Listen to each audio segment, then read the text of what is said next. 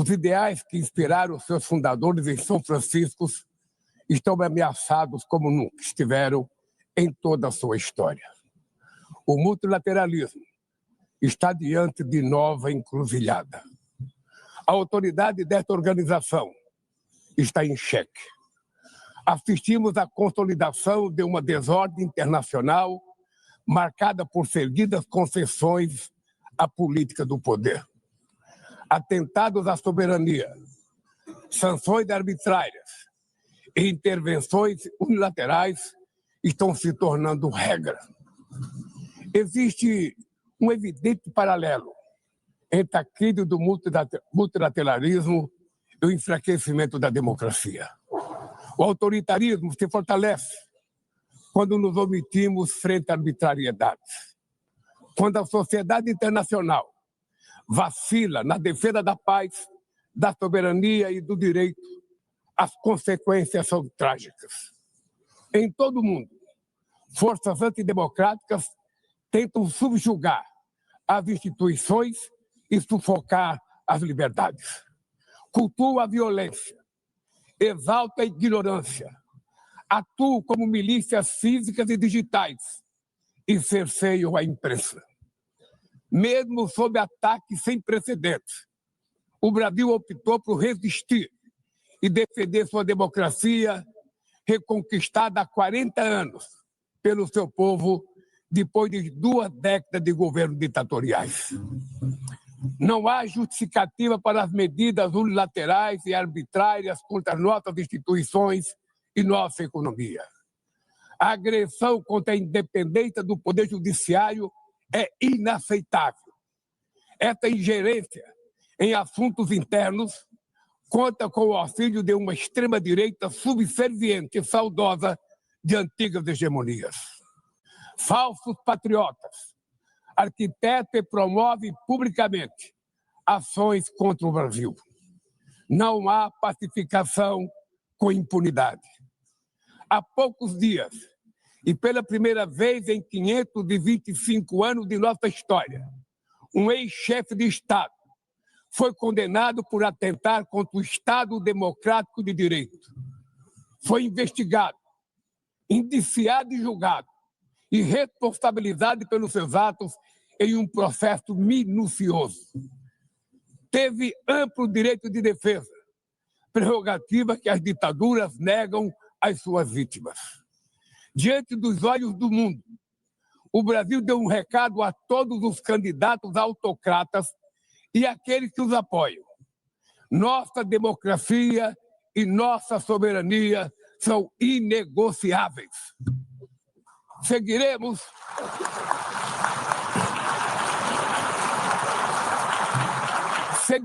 como nação independente e como povo livre de qualquer tipo de tutela. Democracias sólidas vão além do ritual eleitoral. Seu vigor pressupõe a redução das desigualdades, a garantia dos direitos mais elementares, a alimentação, a segurança, o trabalho, a moradia, a educação e a saúde. A democracia falha quando as mulheres ganham menos que os homens ou morrem pelas mãos de parceiros e familiares. Ela perde quando fecha suas portas e culpa migrantes pelas mazelas do mundo. A pobreza é tão inimiga da democracia quanto o extremismo. Por isso, foi com orgulho que recebemos da FAO a confirmação de que o Brasil voltou a sair do mapa da fome este ano de 2025. Mas no mundo, ainda há 670 milhões de pessoas famintas e cerca de 2 bilhões e 300 milhões enfrentam insegurança alimentar. A única guerra que todos podem sair vencedores é a que travamos contra a fome e a pobreza. Esse é o objetivo da Aliança Global que lançamos no G20 e que já conta com o apoio de 103 países. A comunidade internacional precisa rever suas prioridades, reduzir os gastos com guerras e aumentar a ajuda ao desenvolvimento. aliviar o serviço da dívida externa dos países mais pobres, sobretudo os africanos, e definir padrões mínimos de tributação global para que os super ricos paguem mais impostos que os trabalhadores. A democracia também se mede pela capacidade de proteger as famílias e a infância. As plataformas digitais trazem possibilidade de nos aproximar como jamais havíamos imaginado, mas têm sido usadas para semear intolerância, misoginia, xenofobia e desinformação. A internet não pode ser terra sem lei. Cabe ao poder público proteger os mais vulneráveis. Regular não é restringir a liberdade de expressão, é garantir que o que já é ilegal no mundo real seja tratado assim também no ambiente digital, no ambiente virtual. Ataques à regulação servem para encobrir interesses escusos e dar guarida a crimes como fraudes, tráfico de pessoas, pedofilia e investidas contra a democracia. O parlamento brasileiro, corretamente, apressou-se em abordar esse problema. Com orgulho, promulguei na última semana uma das leis mais avançadas do mundo para a proteção de crianças e adolescentes na esfera digital. Também enviamos ao Congresso Nacional projeto de lei para fomentar a concorrência nos mercados digitais e para incentivar a instalação de data centers sustentáveis.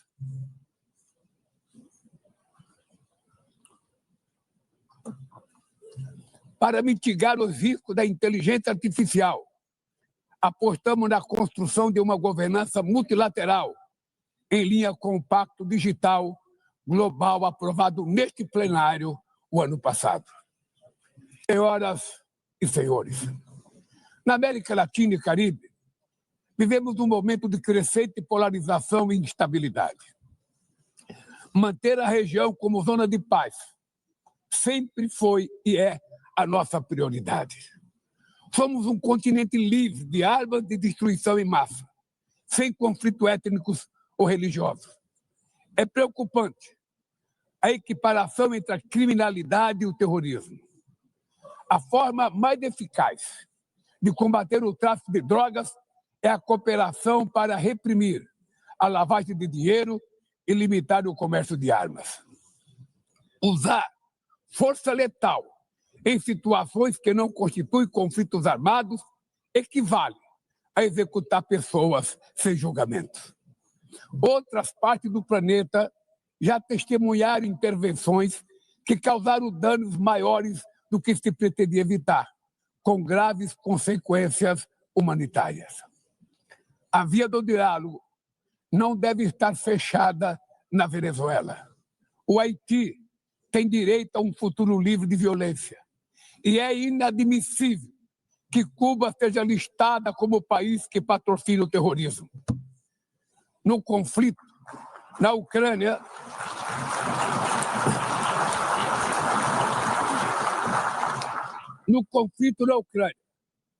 todos já sabemos que não haverá solução militar.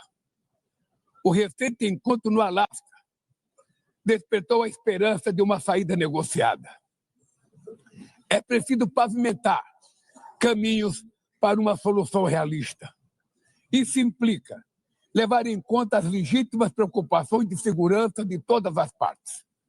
A Iniciativa Africana e o Grupo de Amigos da Paz, criado por China e Brasil, podem contribuir para promover o diálogo.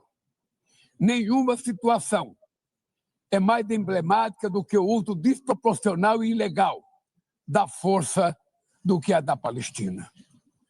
Os atentados terroristas perpetrados pelo Hamas são indefensáveis sob qualquer ângulo, mas nada, absolutamente nada, justifica o genocídio em curso em Gaza.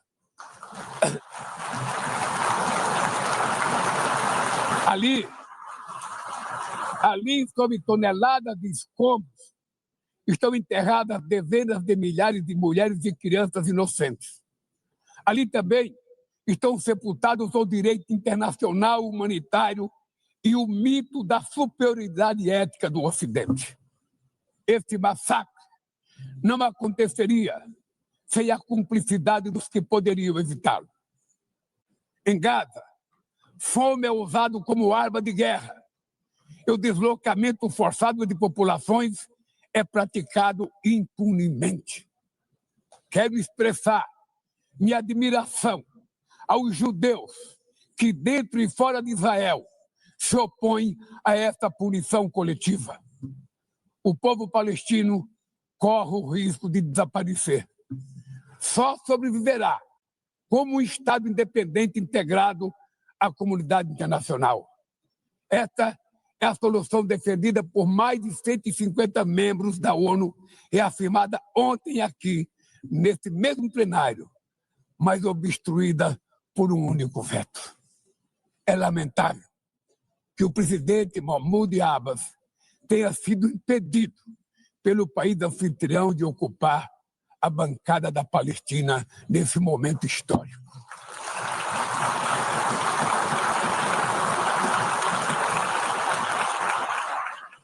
O alastramento desse conflito para o Líbano, para a Síria e o Irã e o Catar fomenta a escalada armamentista sem precedentes. Senhoras presidentas, bombas e armas nucleares não vão nos proteger da crise climática. O ano de 2024 foi o mais quente já registrado. A COP30 em Belém, no Brasil, será a COP da verdade. Será o momento de os líderes mundiais provarem a seriedade de seu compromisso com o planeta. Sem ter o quadro completo das contribuições nacionalmente determinadas, as chamadas NDCs, caminharemos de olhos vendados para um verdadeiro abismo.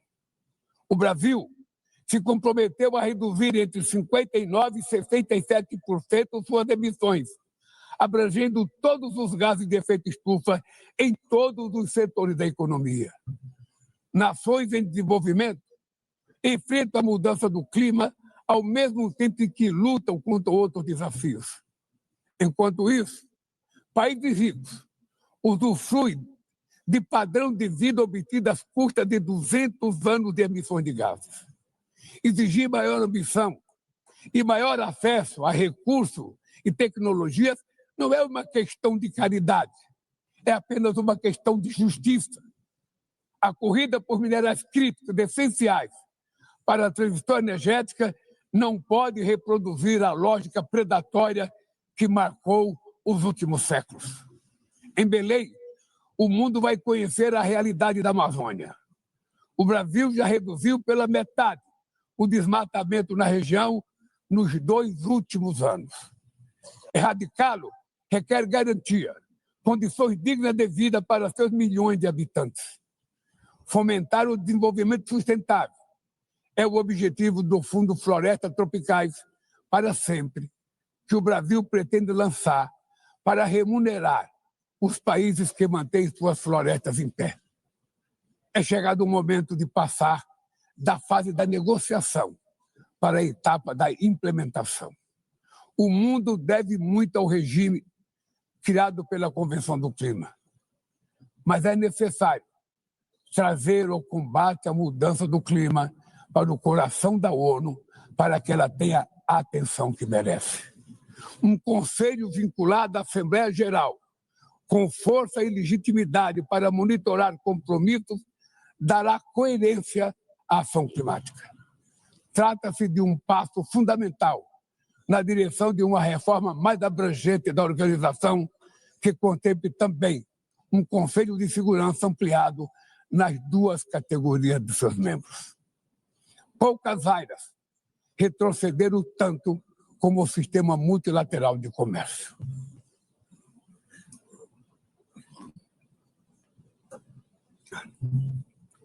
Medidas unilaterais transformam em letra morta princípios basilares como a cláusula de nação mais favorecida. Desorganizam cadeias de valor e lançam a economia mundial em uma espiral perniciosa de preços altos e estagnação. É urgente refundar o OMC em bases modernas e flexíveis. Senhoras e senhores, este ano o mundo perdeu duas personalidades excepcionais. O ex-presidente do Uruguai, Pepe Mujica, e o nosso querido Papa Francisco. Ambos encarnaram como ninguém os melhores valores humanistas. Suas vidas se entrelaçaram com as 8 décadas de existência da ONU. Se ainda estivesse entre nós, provavelmente usariam esta tribuna para lembrar que o autoritarismo, a degradação ambiental e a desigualdade não são inexoráveis. Que os únicos derrotados são os que cruzam os braços resignados. Que podemos vencer os falsos profetas de oligarcas que exploram o medo e monetizam o ódio. E que o amanhã é feito de escolhas diárias e é preciso coragem de agir para transformá-lo. No futuro que o Brasil vislumbra, não há espaço para a reedição de rivalidades ideológicas ou esfera de influência. A confrontação é inevitável. Precisamos de lideranças com clareza de visão, que entendam que a ordem internacional não é um jogo de soma zero. O século XXI será cada vez mais multipolar. Para se manter pacífico, não pode deixar de ser multilateral. O Brasil confere crescente importância à União Europeia, à União Africana, à ASEAN, à CELAC, aos BRICS e ao G20. A voz do Sul global deve ser respeitada e ouvida. A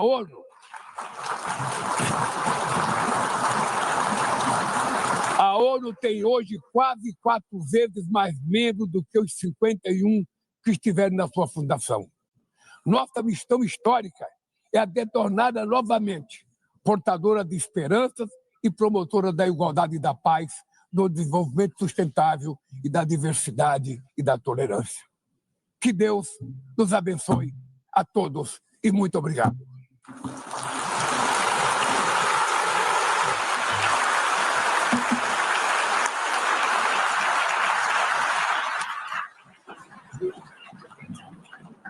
On behalf of the Assembly, I wish to thank the President. Nós acompanhamos ao vivo o discurso do